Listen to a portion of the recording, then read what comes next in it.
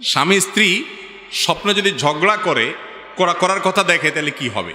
দেখেন, মানুষ স্বপ্নে দেখে যেসব কারণে, তার ভিতরে একটা হলো সারাদিন যা করে ঘুমাইলে ওইটা অনেক সময় স্বপ্নে দেখে। কথা বুঝেছেন? এই জন্য যে যেই কাজ বেশি করে সারাদিন জাগ্রত অবস্থায়, ঘুমাইলে অনেক সময় সে সেটা একটু বেশি দেখে। অনেক স্বামী স্ত্রী আছে কথায় কথা সারাদিন ঝগড়া করে, এই জন্য ঘুমাইলেও কি দেখে? ঝগড়াই দেখে। এটা একটা আলামত হতে পারে যে আমাদের একটু সোজা হওয়া উচিত, মানুষ হওয়া উচিত, ঝগড়াঝাটি করা উচিত না, ধৈর্য থাকা উচিত। আবার সবসময় যে এমন হয় তাও না। অনেকে এমন আছেন যে স্বামী স্ত্রীর মধ্যে ঝগড়াঝাটি হয় না সচরাচর, কিন্তু তারা দেখছে স্বপ্নে ঝগড়া হয়েছে। তাহলে কি হতে পারে? স্বপ্নের ব্যাখ্যা সম্পর্কে বিশেষজ্ঞরা অনেকে আছেন যারা স্বপ্নের ব্যাখ্যা ভালো বুঝেন।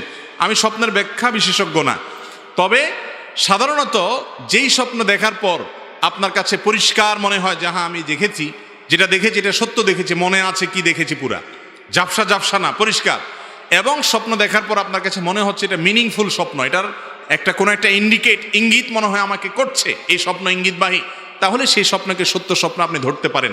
যদি মনে হয় এই স্বপ্ন থেকে আমি খারাপ কোনো ইঙ্গিত পাচ্ছি, তাহলে আল্লাহর কাছে ওই স্বপ্নের ক্ষতি থেকে পানা চাইবেন, আমানতু বিল্লাহি ওয়া রাসূলি বলবেন, বাম দিকে থুতু ফেলবেন, এবং ঘুম ভেঙে গেলে উঠে সম্ভব হলে 2 রাকাত নামাজ পড়বেন।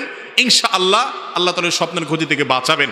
এবং স্বপ্নের ঝগড়াঝাটি দেখছেন, এরপর থেকে একটু অ্যালার্ট হয়ে যান।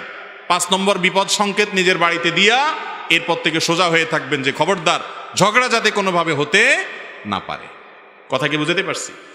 অনেক কিছু আল্লাহ রাব্বুল আলামিন স্বপ্নে দেখান মানুষকে, ভবিষ্যতে কি ঘটতে পারে সে সম্পর্কে ইঙ্গিত দিয়ে অনেক সময় সতর্ক করেন আল্লাহ তাআলা। বিশেষ সতর্ক থাকবেন, এর জন্য যে বিশেষ কিছু করতে হবে এমন কোনো কথা নাই, সতর্ক থাকবেন শুধুমাত্র।